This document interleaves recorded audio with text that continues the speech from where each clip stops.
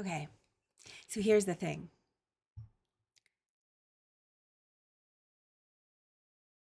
I need to get my entire story out, all of it. And it's quicker for me to do it via video than it is for me to do it on paper. And if I just let myself just ramble, I can go back and then I can make my notes and I can start to figure out what is going to go where. Because right now it's one big mush. And I have so many ideas for so many books and so many things. And I need to get the ideas out. So I think the very first thing I need to do is go through my entire story. And then I can start breaking it up. What pieces go where? Where did things change? What lessons go together? All of that. So to get started, I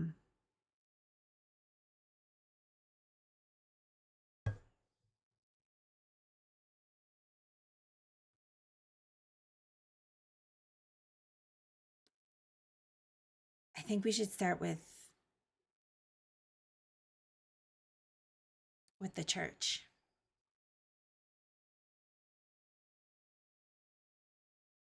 Because I've begun to realize that that is where the majority of my narrative was formed. When you understand human behavior, human thoughts, when you understand sociology, you begin to deconstruct things.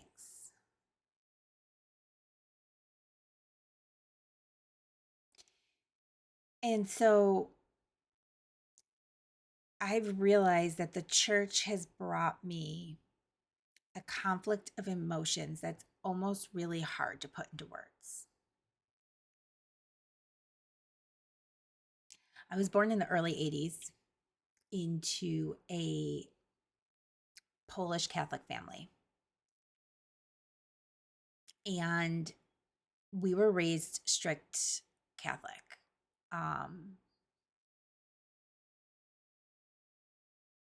With everything that my family had made it clear, I guess, would that be the right word? I have a piece of dry skin and my lip tint got like sucked into it. Okay, sorry, that was total side note.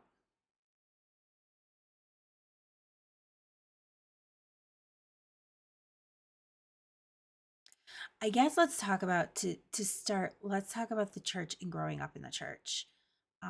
And when I say that, I don't mean that the way evangelicals grew up in the church, right? Like that's not how I grew up in the church. I grew up strict Catholic. We followed so many Polish Catholic traditions. You know, Holy Week, we went to church Ash Wednesday. Then on Thursday, we did a supper, like a potluck dinner in the church basement, followed by going up for mass and taking off our shoes and getting our feet washed the same way that Jesus washed the disciples' feet. And I remember sweating bullets about this, like being so terrified because I had been chosen before to have my feet washed and I never wanted to.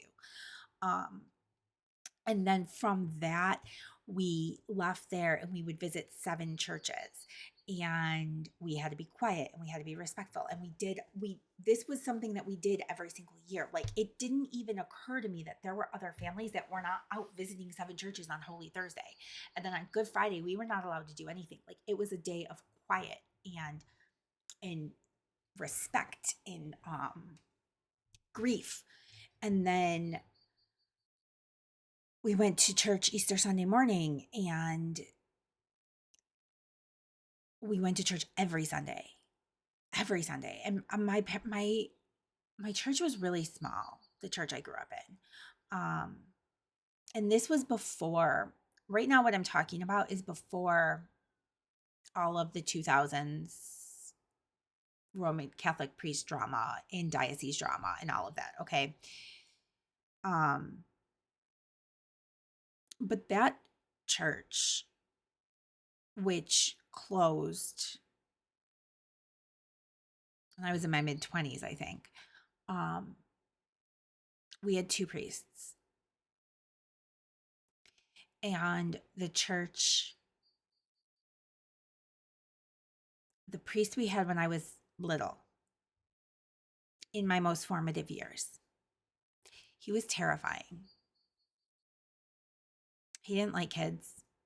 There was no children's liturgy. There was no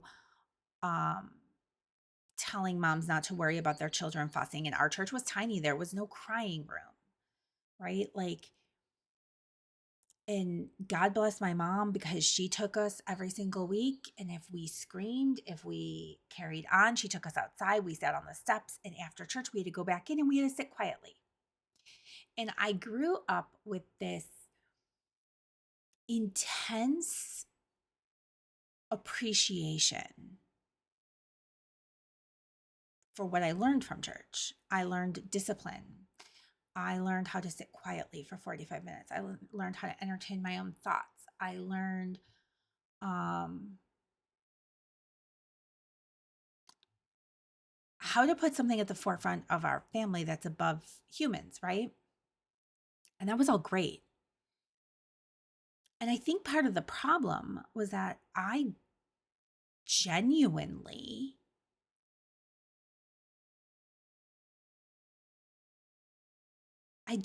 have always believed that there's a greater force, a greater power. Now, when I talk about it as the universe or the spirit, usually as the universe. And that has become, I think a lot of my conflict, my internal conflict came from the fact that I believed in this greater power. But do I believe in Jesus? And I can even buy into Jesus.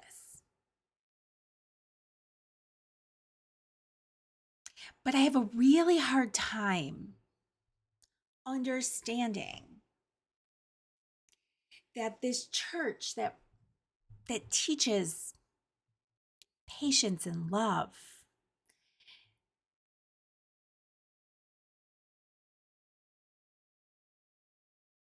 is the same teachings that protect men who beat their wives, and how twisted and perverted the church has become.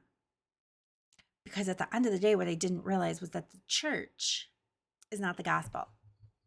The church is just another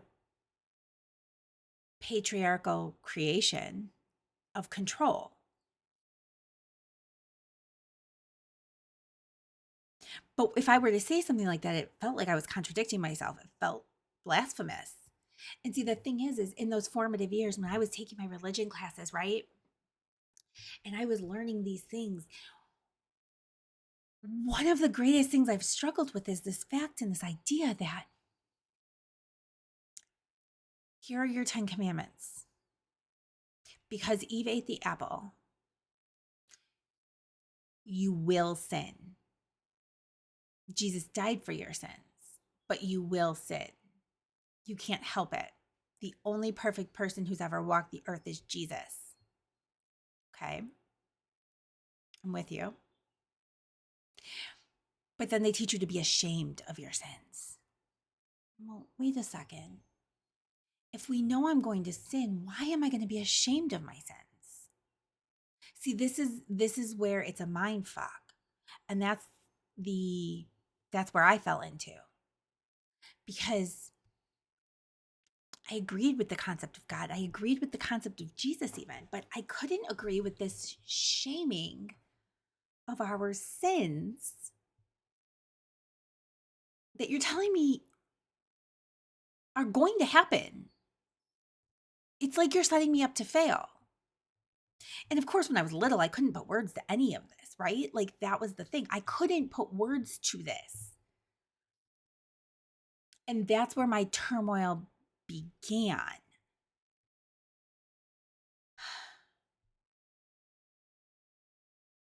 As I got older and I started seeing the abuse that goes on in the church and this first reconciliation and the way I would sweat bullets, because what if my sins aren't forgiven this time?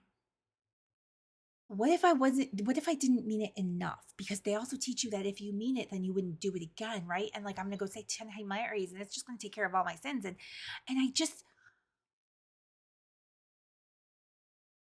had a problem because they were telling us we had to be sorry and we had to genuinely be sorry to have our sins absolved. But what if I'm not sorry? What if I understand that what I said to her was mean? What if I'm not sorry I said it? Do I have to be sorry? Is not being sorry a sin? From what I was told, it was. Because see, basically what those 10 commandments told us, the way they were taught to us, was to never question, to be seen and not heard, to never, ever question authority or what's above you.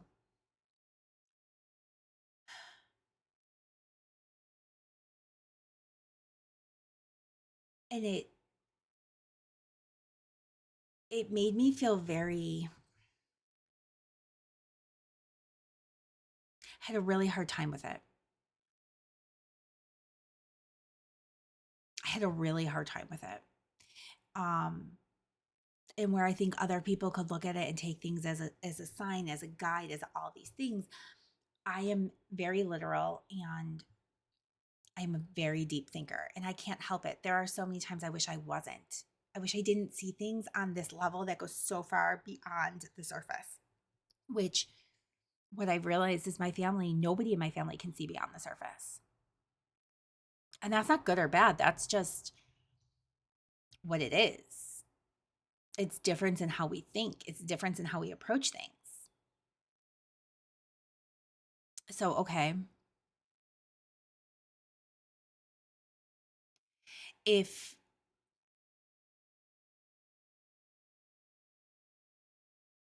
So I realized, I think back to there were certain religion teachers, Mr. Riguera, oh my gosh, we were all so terrified of him.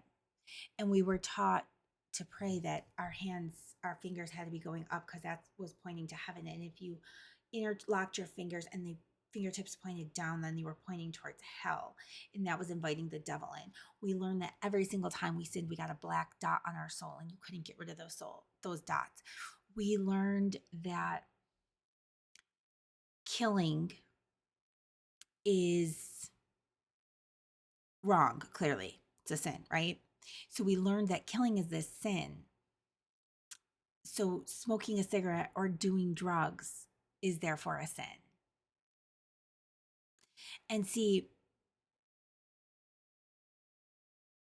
I think this goes beyond telling kids, like I get the concept is like you don't want kids to smoke. You don't want kids to do drugs. I don't want my kids to smoke or do drugs. Absolutely. But there was this very unclear communication in the sense that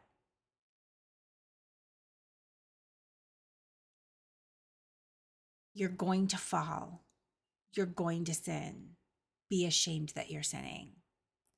You're going to sin, now turn around and tell the priest, and the priest will absolve you. Because while priests sin, they're held higher than we are. Well, should they be? We watched the church not give women the same responsibilities, duties, because they felt women couldn't handle it. what? Like there's so many issues. And when I think of the list of things that we were taught as little kids, and we were taught them day in and day out because we went to church. And my grandmother was always, she watched her praying the rosary and all of these things. And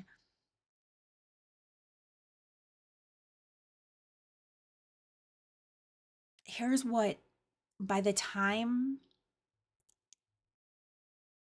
I was able to begin thinking for myself, by the time I was able to have a semi-developed frontal lobe, um, here were my beliefs. Like these were the things I genuinely believed.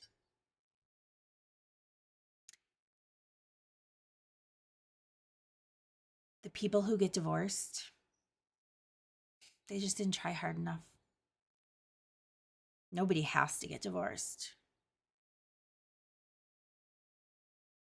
I remember my neighbor, a couple across the street and a couple houses down. Him and his wife had been married for 20 years. They were family friends. I was still young, late teens, early 20s maybe. And maybe it was my mid 20s. And she was diagnosed as bipolar. Okay.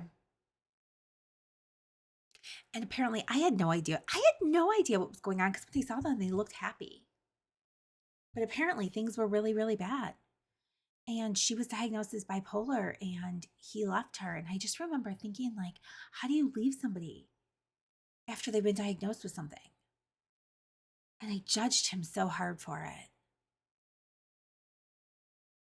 Because again, when you get married, you vow in sickness or in health forever and ever, you love that person.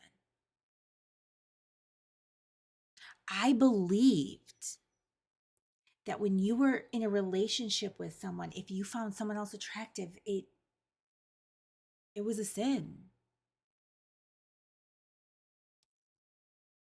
I believed sex wasn't supposed to be fun. I believed that sex was dirty and shameful. And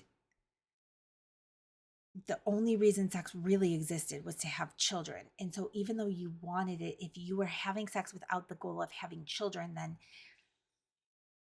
that was a sin. Even in marriage.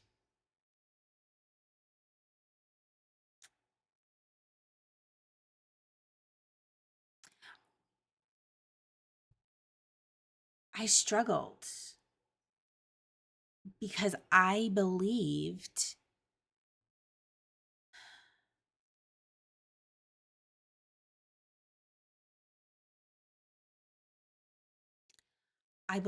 that if you made a lot of money, you weren't a good person. You couldn't be.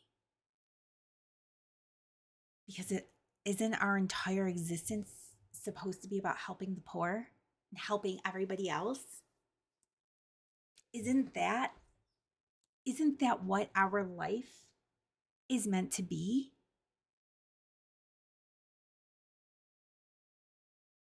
Because that's all the church talks about.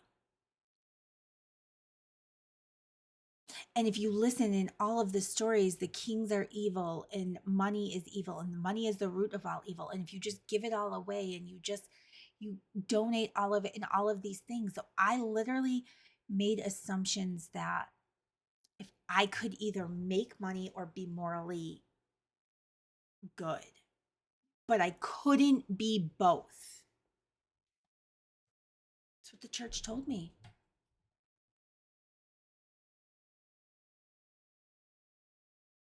That struggle is what made you a good person. What? I believed so many lies. But I didn't just believe them, they were part of me. But there was this other part of me that knew it was all bullshit, but I didn't know how to separate it.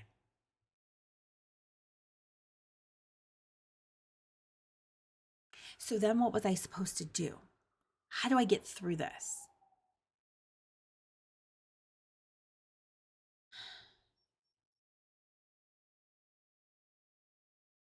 That all happened way in my past.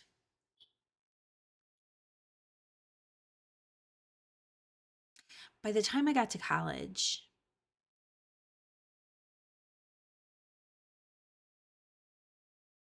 I had sex, I had fantasies, I had fun, I had all these things I wanted to do. I was so ashamed. I was so ashamed of my fantasies and desires.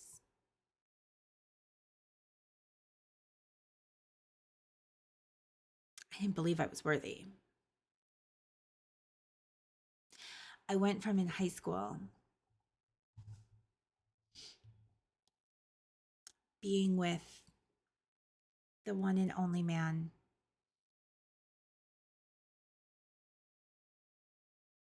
who never abused me, who treated me like gold, to my college boyfriend, who I didn't know how abusive he was until years later. Oh, because he was really good. He was really good at hiding it. He was 5 years older than me. I was 19. He was 5 years older than me. He was 24. And let me tell you, he fucked me up really bad. He fucked up my self-worth in ways that I can't even describe.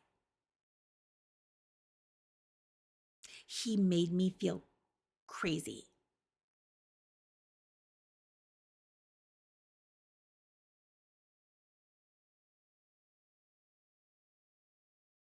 He made me not want to be alive.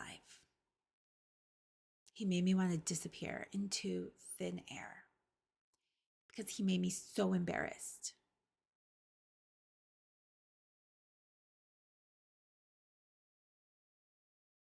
And what nobody saw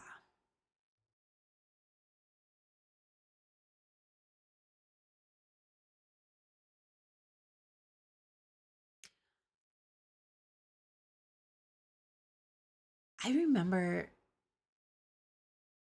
the final time we broke up. And I was so proud of myself because I wasn't waiting around for him.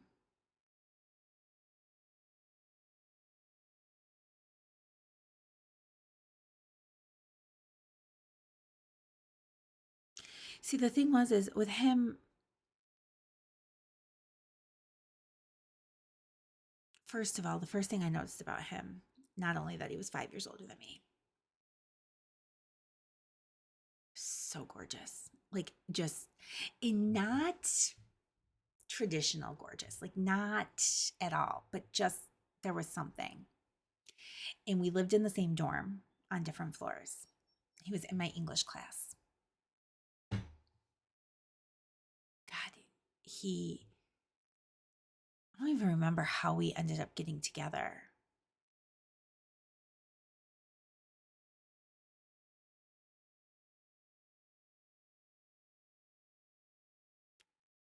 But he was Sunday through Thursday, he was perfect. Perfect.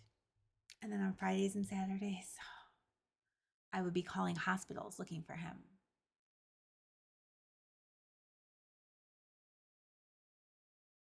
And then he'd be telling people, because he couldn't decide what he wanted, he would tell them it was over, but then he didn't tell them that he came to my house the next night, my apartment off campus. He didn't tell them that. See, there were so many things. He made me feel fucking crazy. He made me feel like I was the problem.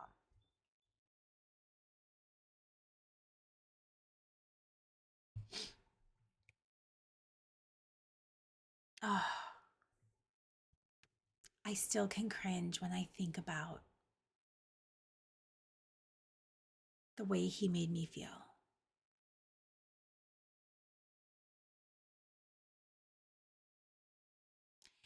He even went with me to get diagnosed as bipolar. Now, granted, I will say this. This is a piece of my story. and it's what I haven't shared a lot. He kept telling me there was something wrong with me.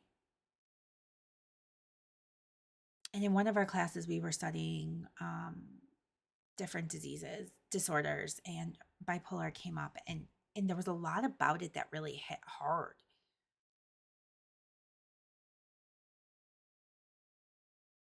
I remember sitting on the toilet as my mom was putting her makeup on, and I remember saying to her, "Mom, I think I'm bipolar."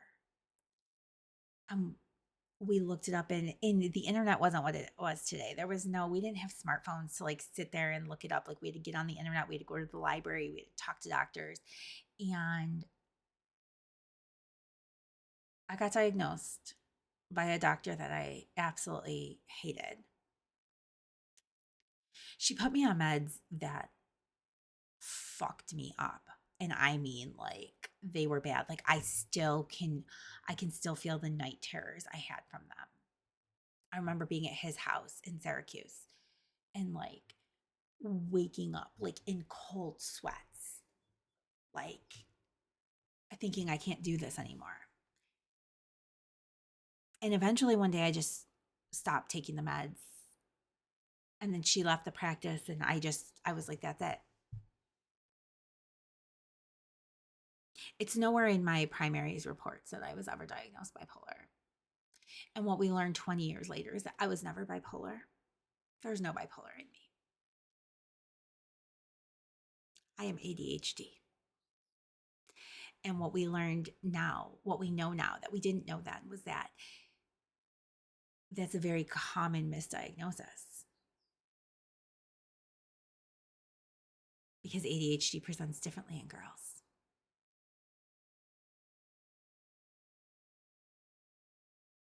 Okay. After him and I broke up, I felt so crazy. I felt so unloved, unworthy, unwanted, that I would have done anything to feel better. I wanted to quit school. I wanted to move away. What I settled on was going to the bar. And I could make it out like I had a lot of confidence. I would go with my girlfriends, and I would decide who I was going to go home with. And it became a game. Could I get them to take me home?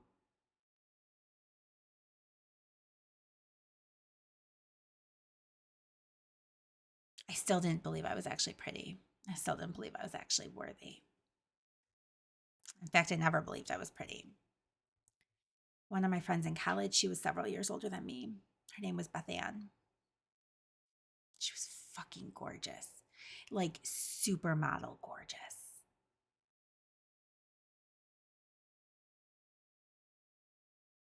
And I just felt like plain Jane next to her. I remember trying to copy her style and I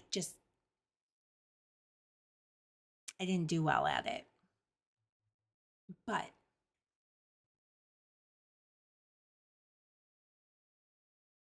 during that time,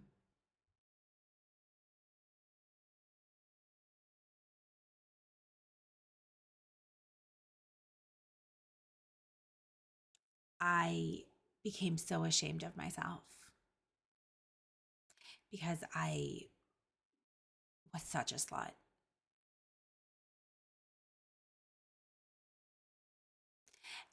And in the morning, I would hate myself so much. And the only way I knew how to make myself feel better, because I didn't love myself and I didn't know how to love myself. So the only thing I knew how to do to make myself feel better about the fact I was a slut last night is go be a slut again.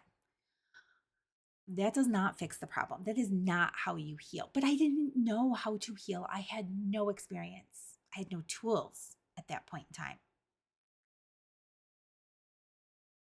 See,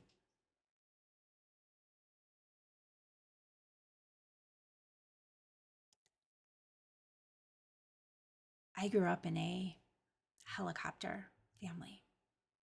I was the first person to go to college. And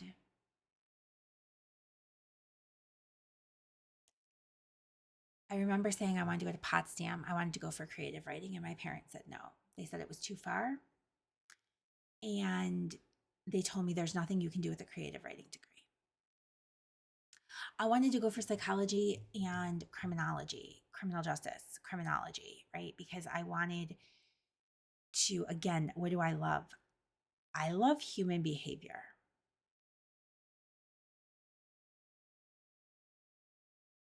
I was told there was nothing I could do with a psychology degree unless I wanted to go all the way on for my doctorate. And I didn't want to go all the way on for my doctorate. I didn't want to be a psychiatrist. So they talked me out of that. I ended up with a degree in criminal justice and French, which I don't know how the fuck that's any better. But listen, criminal justice, there's not a damn fucking thing you can do with a criminal justice degree, because every single thing that you could possibly want to do requires a civil service test. So it has nothing to do with your degree. I should have just studied sociology. But here's the deal. When it was time to go to college,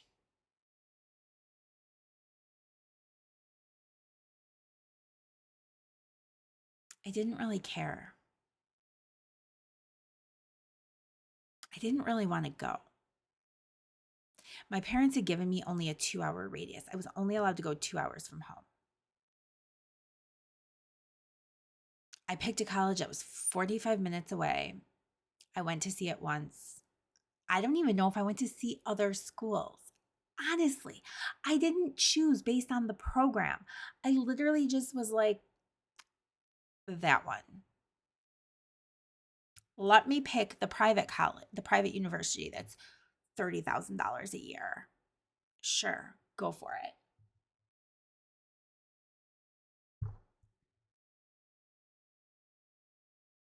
And it's fine. I have no regrets.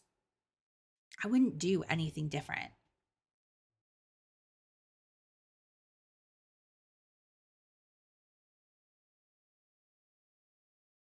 But when I think of the stories, when I think of how lucky, there's not a day that goes by that I don't count my blessings for the fact that I am even still alive when I think about college and the situations I put myself in. When I think about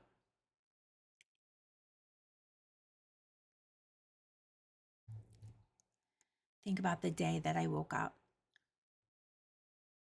convinced I had alcohol poisoning, and I called my girlfriend G and begged her to take me to the hospital. And then she said, "Where's your car?" And I named this bar, and she's like, "I don't know where that is." And we drove around the city looking for my car because I didn't know where I left it.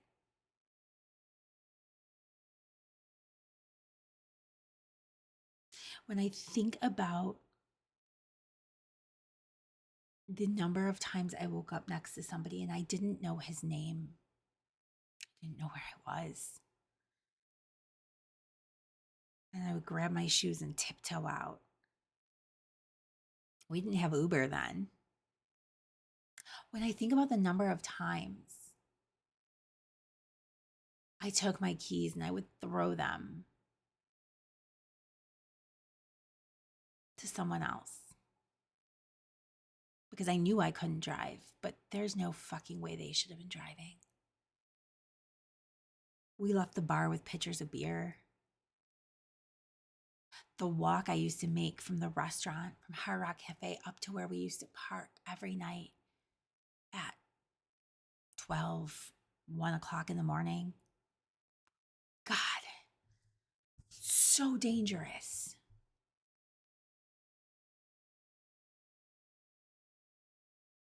There are so many things I think about that so many times could have ended so differently, but they didn't.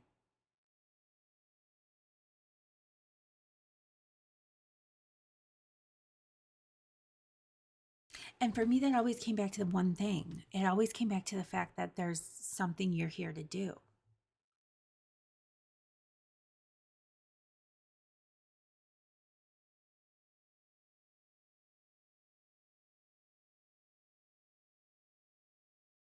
I don't even know if I knew how much I hated myself when I was in college.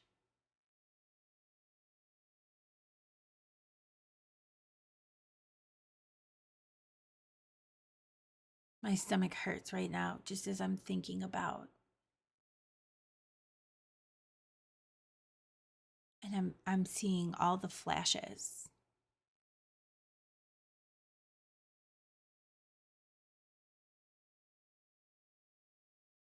Even people I hurt just because I was angry. Just because I wanted to feel wanted.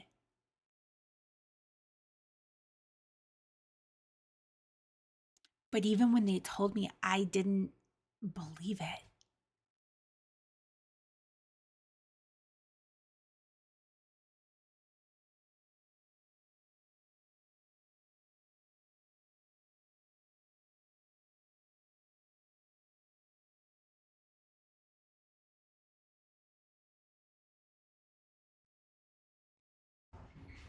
I feel like that was where the trauma, in many ways, that's where it was released.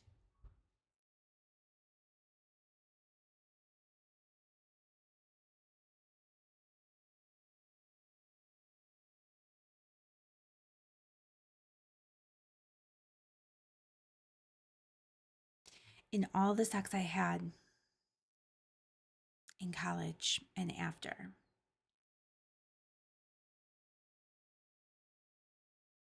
I don't know if I can say I ever really truly enjoyed it. I don't know if I can say that I ever really truly experienced it before. The only person I had ever slept with up through that point that really fucking rocked my world was the one that got away.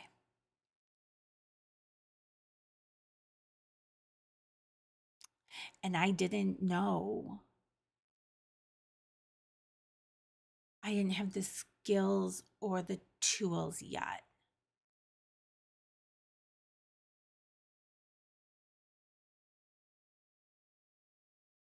to communicate with him.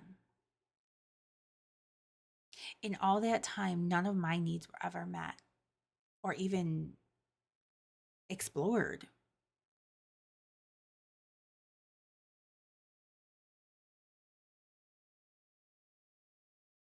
My sexual fantasy and desire was beyond repressed because I equated sex with sin.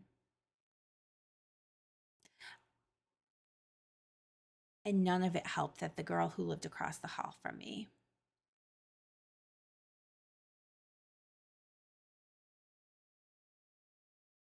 was Little Miss Evangelical, holier than holy herself.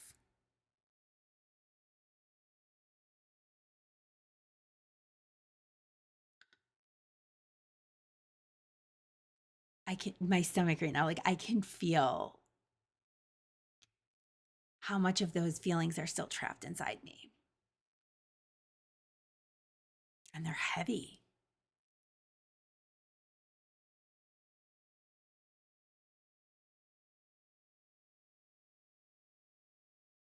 Oh.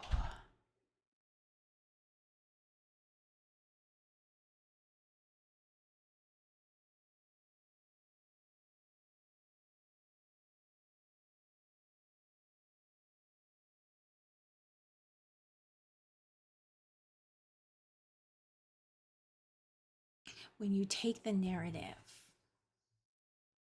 that I heard my whole life from my family, which was always that I was challenging, I was troubled, I was difficult. And then you pair it with the narrative that I got from college from my ex, which was that I'm fucking crazy and there's something wrong with me. When you've always felt like the black sheep, you don't know anything else.